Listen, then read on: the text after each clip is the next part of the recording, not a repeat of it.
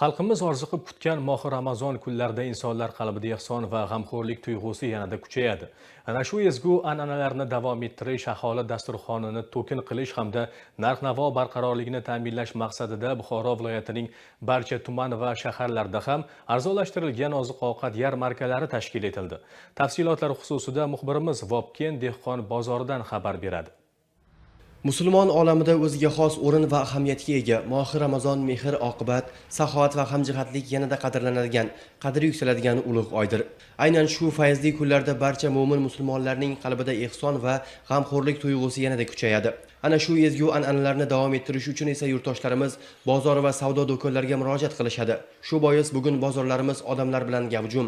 An'anaga muvofiq bu galgi bayram arafasida ham Vobkent tumanidagi markaziy dehqon bozorida arzonlashtirilgan qishloq xo'jaligi va oziq-ovqat mahsulotlari yarmarkasi aholiga xizmat ko'rsata boshladi. Yarmarkada kundalik ehtiyoj uchun zarur bo'lgan un, yog', go'sht, guruch, sabzavot va boshqa asosiy turdagi mahsulotlar odatdagi bozor narxlariga nisbatan arzon sotuvga chiqarilgan.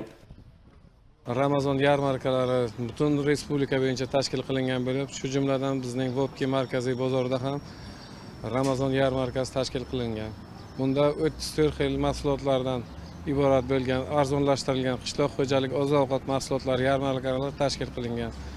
Go'sht mahsulotlari 75 ming so'mdan arzon narxlarda, hamma narsalar arzon narxlarda keltirib tashkil qilib sotilmoqda. Bu yarmarkalarga hamma yuklar, mahsulotlar hammasi yetarli darajada g'amlab qo'yilgan. Bir hafta bo'lib boshlaganimizga Ramazon yarmarkasini kelib ketayotgan aholi bundan rozi. Bozor xodimlari tomonidan hammaga iliq munosabatda bo'lib, hammani kutib olib, yarmarkalarni to'liq tashkil qilib, oxirigacha, ro'za oyining oxirigacha hammasini xalqimizni xursand kutib olib uzatamiz. Mutasaddilar ta'kidlaganidek, arzonlashtirilgan bayram yarmarkasini uzluksiz tashkil etish uchun zarur choralar ko'rilgan.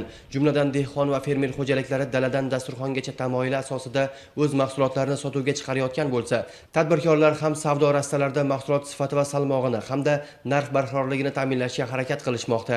Asosiy maqsad esa muborak Ramazon oyida xalqimizning kayfiyatini ko'tarish, iqtisodiy madad berish va ularning dasturxonlari to'kinligini ta'minlashdan iborat.